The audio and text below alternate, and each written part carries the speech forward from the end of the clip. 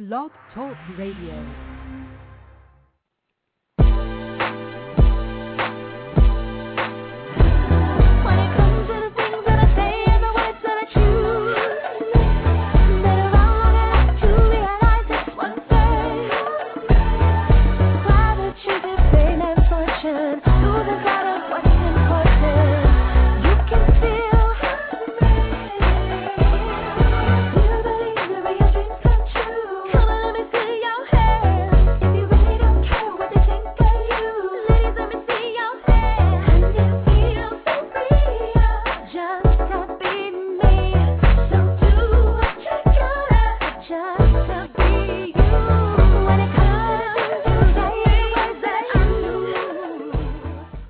Welcome to Plus Model Radio, the voice of the plus industry. I'm your host, Chenese Lewis. Today is Thursday, February 26, 2009.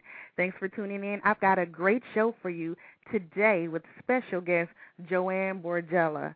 Joanne, the Haitian sensation hailing from Oyster Bay Cove, Long Island, New York, first hit the scene on the season 1 of the Oxygen Network's highest-rated show, Monique's Fat Chance, and walked away with the crown of Miss FAT 2005. Joanne went on to pursue her career as a plus model and is represented by Wilhelmina Models 1020 division in New York and Miami. She has also modeled for Torrid, Ashley Stewart, Walmart, and Kohl's department store, and has ads featured in 17 Essence and InStyle magazines, to name a few. In 2008, she appeared on the 7th season of American Idol and made it to the top 24 contestants. She is consistently modeling and currently one of the faces of Procter & Gamble's new campaign, My Black is Beautiful. Joanne is also pursuing her music career and has recently launched a handmade jewelry line called Ella by J. Borgella. So let's get her on the line. Hi, Joanne. Are you there? How are you? Hi. I'm so glad you could join us this evening. Of course. It's my pleasure. I'm so happy to be on the radio with you. Thank you. Now, you have so much going on. Let's just start from the beginning. All right. With Monique's Fat Chance. So before you appeared on the show Monique's Fat Chance, were you already modeling and pursuing a career in entertainment? Well, before Monique's Fat Chance, I was singing. I've been singing since I was 3. Performing since I was 13, and so entertainment was always like a goal for me. And basically, I was working with a few people in Booger Basement's Wyclef Jean's camp, and just a ton of things. My family, we own a radio station called Radio Tropical, and music was always around us, and it was constantly being played, and my mother sings, and so I was always like in the midst of entertainment. And then, you know, one day I saw that Monique was having an audition, and I was like, you know what, doesn't hurt to try. Right. So after winning the crown, Miss FAT 2005, did it automatically launch your career where opportunities were coming at you left and right, or did you have to go out and make it happen for yourself? Well, after I won the crown, unfortunately, I'm very close to my family. We had some personal issue that occurred. My mother was diagnosed with breast cancer at the time, literally after I won. And so for me, I didn't get to bask in the glory of the show because, my mother is more important than anything. Right. And so opportunities, I guess, didn't really flow my way. It was an honor to have won Monique's Fat Chance. I thought it was like the first break ground anything on television that has to do with anyone of the full figure. Mm-hmm. So I did have to work hard and get myself, situated after the show. But it was just, the viewership and the fans that I got as a result of it was outstanding. And when you won the crown, you had a couple of prizes that helped you with your career. Did you get like a contract with LA Models, I believe? Yeah, after winning Monique's Fat Chance, I worked with LA Models for a while, and that was great. But, I'm from New York, so it was kind of a difficult situation. And for me, my dream, I must tell you, growing up, I never thought I'd be a model, but I thought to myself, if I was going to be a model, Wilhelmina would be the agency, to go to. You know how you said goals, like I had goals to win Grammys. Willie is on top of that list, so that was where my main focus was. So now that the show is, you've won your title and did your year and a couple of shows have passed, do you still keep in touch with Monique? You know what? Mo and I saw each other a few months back. We did a shoot together with Essence. I absolutely love her. She's like family. We've seen each other a couple of times after that, and she's just a great person. And I feel blessed to have been on the show and to have experienced that with her.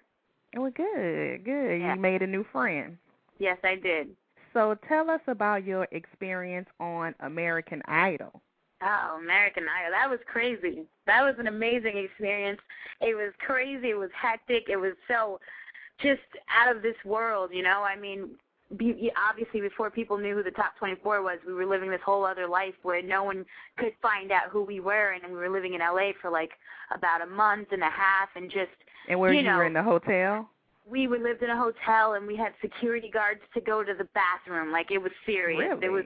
It was crazy, and it was a blessing. I mean, hundreds of thousands of people audition for American Idol every year because they have this aspiration, this dream to be that one person standing on that stage. And just in general, just to be, you know, just to get that kind of gratification knowing that someone does think I have a great voice and I have a great talent. Right. So for me, when I auditioned, I just thought, like, Morning Star Chance, hey, why not? And I tell people, you know, no dream is too far or too far-fetched for you to achieve. And I slept outside for 2 days, and it completely paid off. I mean, I was top 12 girls in America, and I'm out of all the people that I physically saw inside of the stadium. You have to understand, I auditioned in Philadelphia. Mm-hmm. That was the highest audition they've ever had. There was 27,000 people in the stadium. Really? And there really was 27,000 people in the stadium, and I was sitting there, and I was just like, oh, my God, and I had slept outside, so I was sick, and, you know, I got up there, I sang my heart out. You have to sing in a stadium full of people, like, to, you know, separate little booths of judges, and, you know, God shined the light, and I stood up from the crowd, so it was a blessing. Now, after competing and winning one reality show, why did you decide to try out for another, and would you ever do a third? Well, for me, here's the thing. Morning Fat Chance was about being who you are, being proud of yourself, inner beauty, and my goals in life. I love, absolutely adore singing. I wake up, and if life could be a musical, I'd probably be singing down the street. Mm-hmm. People would probably think I was crazy, so I don't do it. But I thought, what better way to get exposure and to be seen than trying out for the #1 show on television, American Idol. Right. It's also hard being plus size. You know, there's a certain way, a certain look one is supposed to have to be a singer. I've had things on the table. I've worked with a lot of producers and celebrity producers and celebrities in general, but they've always told me, you know what, you have outstanding vocals, but you don't have the look. You know, you're a cute girl. And you're not that big. Girl, hey, it's the perception of what they want on television, you know, so... Mm-hmm. Unfortunately, it created lots of bumps in the road when it comes to my music. So I said, you know what, I'm not going to sit and wait for someone to tell me I look good enough to show my talent, to show what I want to express to the world. So I got up, you know, and I took a chance, and it really paid off. So would you ever do a third reality show? Well, I probably wouldn't do another competition because it's been competitions. You know, American Idol, it's huge. It was amazing. They make it extremely stressful when really all you need to do is go out on the stage and sing. But, you know, they add all this other stuff to it because then, you know, people need to see good television. Right. So I probably would never do a competition again, but I definitely would do another show in general. So the reality shows in general have been positive experiences for you all around. Yes, they have. They truly have. I think reality television does give a lot of people so many opportunities that I think years ago would have never been given to people. The fact that you can literally be from Arkansas and you can go try out for this show and possibly be a national household name in a matter of months is amazing, you know? So I give kudos to the great reality shows that are out there. I mean, there are some, too, that are a little crazy, but, you know, it's still giving people the opportunity and exposure that, you know, they could never dream of doing. So what was the difference in the exposure and press from American Idol versus Monique Fat Chance? Well, American Idol is American Idol. I mean, that show, in itself, they've made some successful, outstanding artists. And just being on the show in general, everyone knows you don't have to be the winner in order for you to succeed. There's so many examples. Chris Daughtry, Jennifer Hudson, my God, she's like an Oscar winner. Right. It's beyond, just being on that show. You really do gain this opportunity. And basically, for me, if I had to do it all over again, I would completely do it again. American Idol, as far as Monique's Fat Chance, that was the first of its kind. And it was the highest show they've ever had on their network because obviously there's a need for it. Women and men, people want to see what they're used to seeing. People want to see the average woman on television. They want to see that maybe their mother has the opportunity to have a show or to be on TV or, it's hard to turn on the television and you never see someone that you can relate to. Right, so right. With that show, to turn it on and you saw these amazing, beautiful women that were happy and happy with themselves on TV was a blessing. And the press-wise, the show Monique's Fat Chance was huge when it happened. But do you think like the press was the same, like for shows like Entertainment Tonight, how they always wanted to play on weight issues and be like 200-pound women competing? Right. Well, Entertainment Tonight, quite honestly, was amazing for the show. I know I did a lot of press with them. They came to my house, and we did a complete interview and about me winning and being on the show in general. I think they did do a good coverage on it. And the thing is, weight is an issue in America. There are a lot of morbidly obese people that do need to lose weight and be healthy, and it's just about health. I think for me personally, when I was on that show, I'm not chanting, let's go eat Twinkies. I'm chanting, I'm happy with who I am, and I'm healthy, and I love my life, and I don't feel like I need to change it in order to fit a norm. Mm-hmm. You know what I mean? Mm-hmm. And I think we were just showing that we were happy women. So the press was different from that of American Idol. It's completely focused on, music and just coming out with great songs and showing your vocal abilities. So you don't think the press or exposure from one was necessarily better than the other?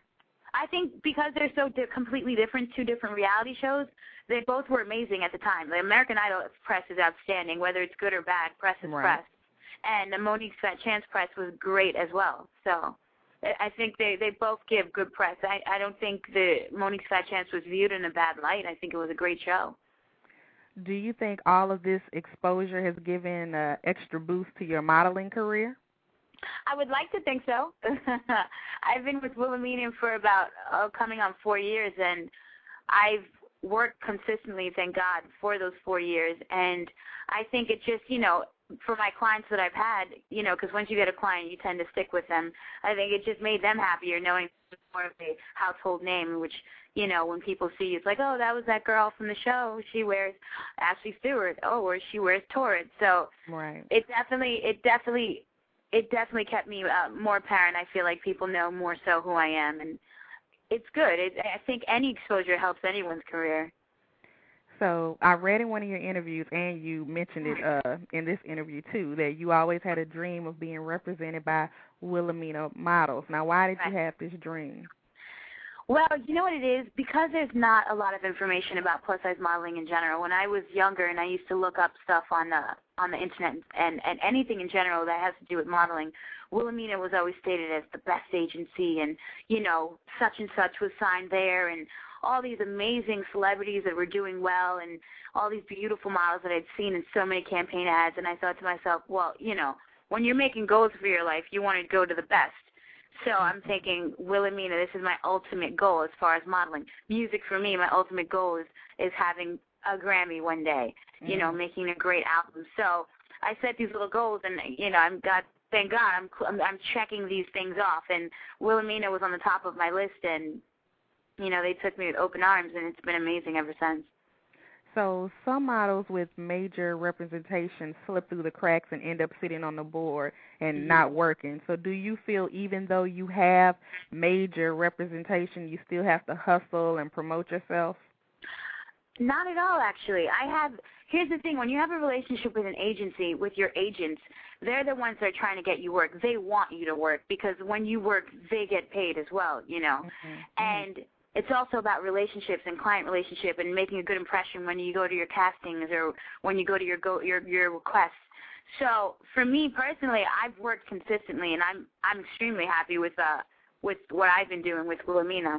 But for those models that don't work all the time, it's usually because it really depends on the client. You know, the clients call into the agency and they say, listen, this is what we're looking for and this is what we need. And there are times, a rare occasion, I know I've gotten jobs that they weren't even looking for a black woman, but I got that job because I guess something stood apart, you know.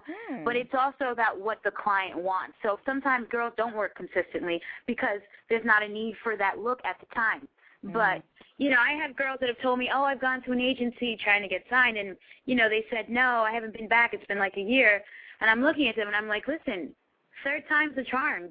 Keep going back. When one door closes, another opens. I mean, you can't expect to go to an agency and just get signed that first day. If they say no and they tell you to come back in 6 months, believe me, go back in 6 months. If they tell you we have a girl that looks like you, come back to us in a year, maybe that girl has been taken off the board. You can be that next person. So it's all about, like, taking chances. And when you do get into the agency and you have these great agents, you know, you just have to keep up your look. You have to stay fit. You know, we get our measurements taken during our annual meetings. Like, they keep you current so that clients can want to work with you. Now, I saw on some of your pictures recently you were rocking a bob. Was that your agent's choice, or you just switch it up sometimes? Well, I'm a Gemini. I like to switch things up constantly. It's actually a problem. But also, it's more so the direction of my head agents, too. They tell you what they think looks great on you, and you want to listen to them because they obviously know what they're doing. Right. So, you know, they love the bob on me because it elongates me, and it's good. And quite honestly, I love it as well. You know, I love long hair, but short hair is also very sexy. So, you know, I'm switching up. You might just see me with some extensions next week. It all depends. I'm not biased. So, out of all of your accomplishments, what are you most proud of? What am I most proud of? This is a good question, Chenese. The most proud of? I'm really proud that I'm proud of myself in the sense that I've never stopped. I've had so many people, you know, try to close doors on me and tell me I couldn't do a certain thing, and I've managed to do it. You know, when I told people I was going to audition for American Idol, they looked at me like I was crazy. Like, oh, come on. You think you're going to make it on the show? Not because I don't have the talent, they know my vocal abilities, but just for the fact that so many people audition, how are you going to stand apart, you know? And I did it, and I do it, and I applaud myself in the sense that I'm not going to stop doing what I'm doing in order to achieve all of my goals. Like, I'm working on my music right now, and I don't care if it's the last thing I do, my music will be on the radio. You know what I mean? So I'm proud of myself in the sense that I never give up. Now, there are a lot of women listening that want to follow in your footsteps and do the same thing that you're doing. So what advice you can give the plus-size women wanting to pursue a career in entertainment?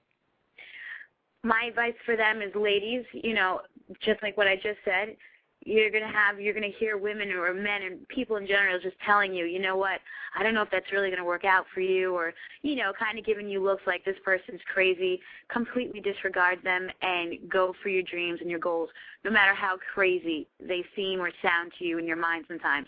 Because sometimes, you know, you say something like, yo, I'm going to be at the Oscars next year. Jennifer Hudson, I don't think in a million years thought she'd be an Oscar winner. And Grammy women, there are actors and actresses that have been working for years and have not even been nominated. You know what I mean? So you just have to stick to your goals and your dreams and just take that chance and know that you can do whatever you want in life. You know, as long as you work hard and try to achieve it, it'll happen. If you're trying to get into a modeling agency, you have to understand, too, when I first wanted to become a model, I thought, oh, well, I have a cute face, I guess, you know, and I think I'm thick enough, or I didn't know what the criteria was. But I found out you have to be 5'9" and taller, you know. If not, you can do commercial print, and at that point you wouldn't look for a modeling agency. You would go to a commercial print agency where height doesn't matter. You know what I mean? It's about your acting skills and doing other little ads. You know the women you see in, like, the Downy ads that are plus size and stuff like that. That's because they weren't tall enough. They didn't have the certain criteria. You know, I knew that I had to have my measurements at least 10 inches apart. So I toned up and I worked out so that I could have that hourglass figure. Because bottom line, being a model, it's about being a hanger for the clothing. You're a real life hanger. You're a real life mannequin. When we're doing photo shoots, when these companies have these products that they're trying to sell, in the end, they're leaving it up to you. There's multi-million-dollar companies leaving it up to you to sell this product. Right. And so you got to look the best that you possibly can. It's just really about taking care of yourself and taking care of your skin. Because people always ask me these questions. I probably should come out with a book about what they need to be. About what needs to be done. It's about taking care of your skin, exfoliating. Your skin has to be clear. There's a lot of little things that definitely play a part in doing it.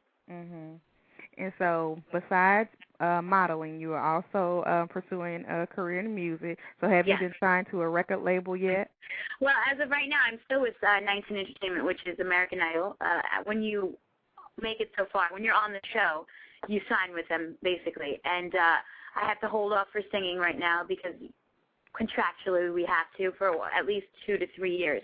So you can't do a CD with them? Yeah, I can't. Well, yeah, you can, but you just have to wait, though. Oh, okay. There's just like this time slot. It's legal. It's a lot of legal stuff. But in the midst of it, I'm working on my music anyway, so that when I can come out with my music, it'll be ready and ready to hit the airwaves. And what kind of music will you put out?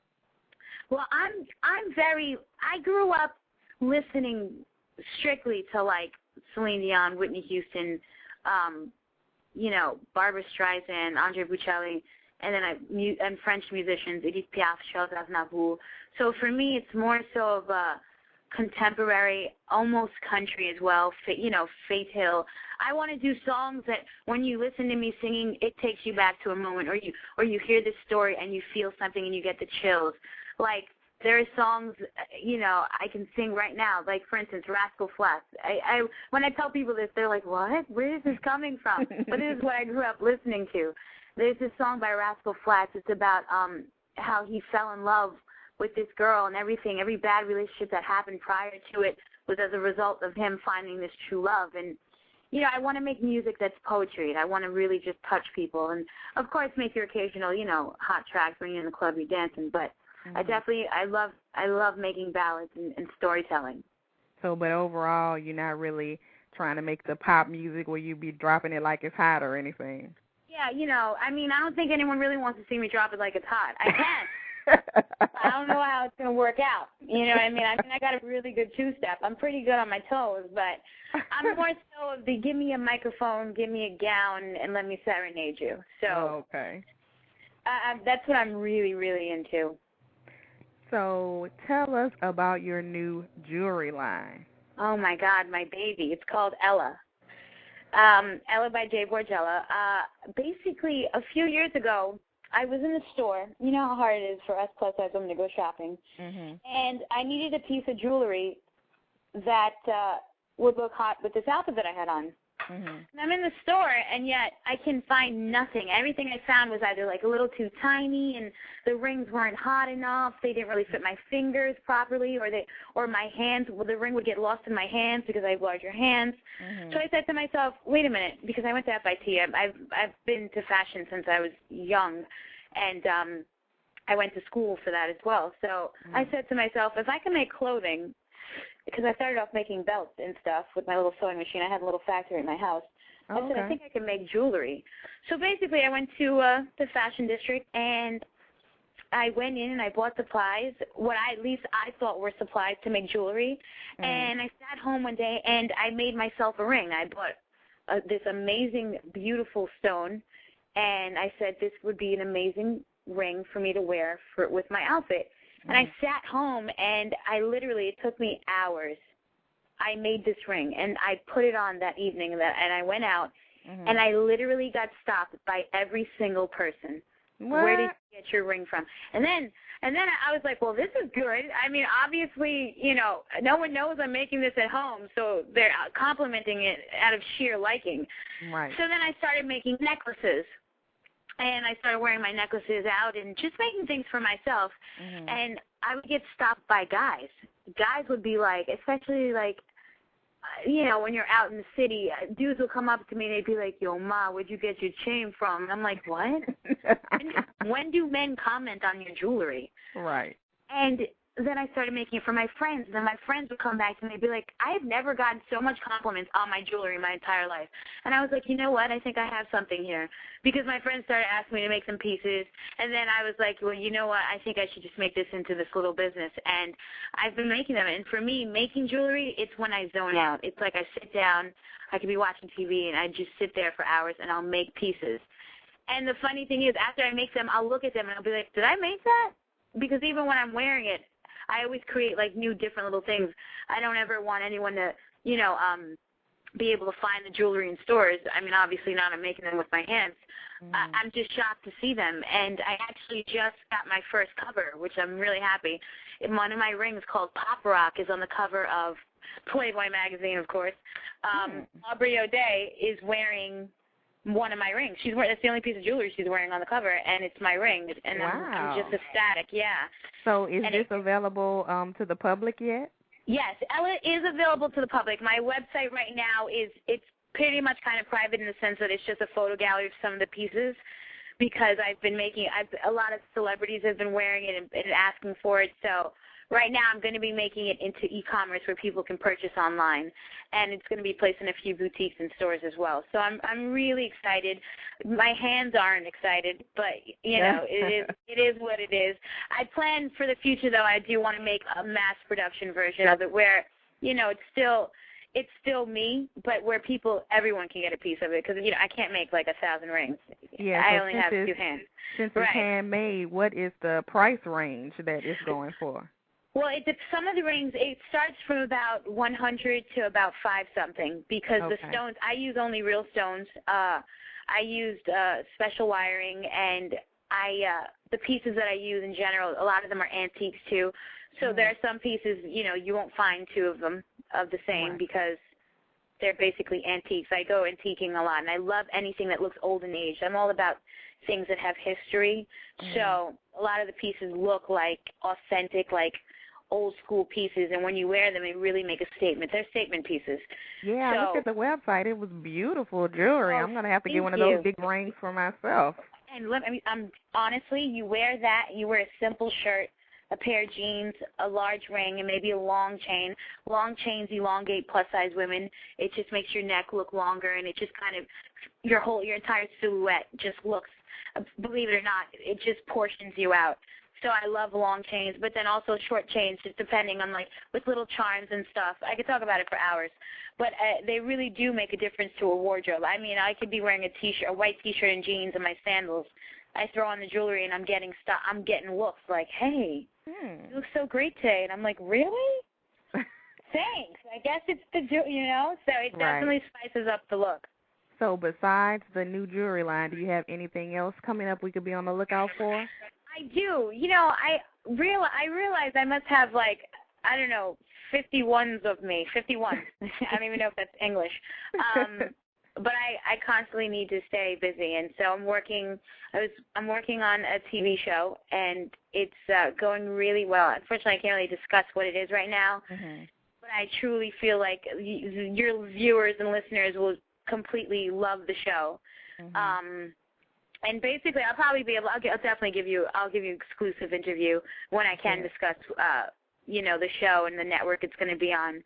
But I'm really excited about this particular project. You know, I can't discuss it legally anyway now, but when it does come out, I'm sure people are really going to be happy and, God willing, take to it and really just, you know, be interested in watching it. So. Well, of course, you definitely got my support with whatever you do. Oh, thank you. So tell us your official website that people can keep up with everything you're doing. Sure. Well, for my jewelry, it's called EllaTheCollection.com. Ella, E-L-L-A, thecollection.com. And for my personal information, for my personal website, it had been down after Idol, and then it went back up, and now we're revamping it. So it is JoanneBorgella.com, and that should be available probably within this month of March. And that'll have updates on everything, and on my show as well, and on my jewelry. And also, actually, last week for Fashion Week, I walked in Richie Rich's show. I was the only plus-size model walking the entire Fashion Week, which was a blessing. And it was dubbed one of the best shows of Fashion Week, which is great. So that was like a fun little feat for me last week. So Yeah, so you stay busy. I'm trying. You know the economy. Yes, well, thank you so much for being on the show. It was You're a welcome. pleasure talking to you. It was such a pleasure. And continued success with everything you do, and make sure you give us the hot exclusive on everything. I will. And I have heard your show before, and I think it's amazing, and I think you're doing an outstanding job. And you're very beautiful as well. Thank you so much. You're welcome, honey. Well, okay. Well, we'll be in touch. Thank you. Bye, viewers. Listeners. There you go. All right, bye. Bye, honey. So that was Joanne Borgella. Make sure you support her new jewelry line. If you can get your hand on the pieces, it's so beautiful. And make sure you stay tuned to her website, so we'll be watching her show when it's available. So tune in next time, and we'll have more Plus industry professionals with stories to not only inspire you, but to keep you connected. For more information about our show, go to our website at www.plusmodelmag.com. If you're interested in being a guest on the show, email guest@plusmodelmagazine.com to submit. And if you haven't already joined Plus Model Radio pages on MySpace and Facebook, make sure you do so today. I've been your host this evening, Chenese Lewis. Thanks for tuning in and supporting Plus Model Radio. Until next time, keep thriving in your curves and be blessed.